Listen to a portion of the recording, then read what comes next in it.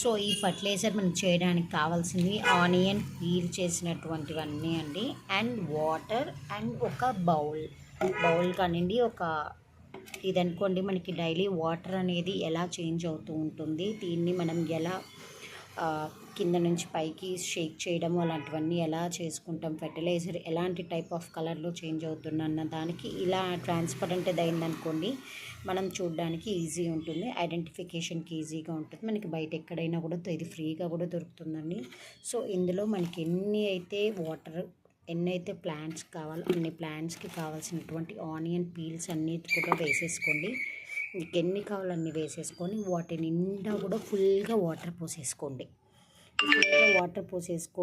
దీన్ని కనీసం 4 to 5 days అనేది మనం ఉంచేసామనుకోండి, ఇది turns into red colour. Then మనకి ఫెర్టిలైజర్ అనేది రెడీ అవుతుంది.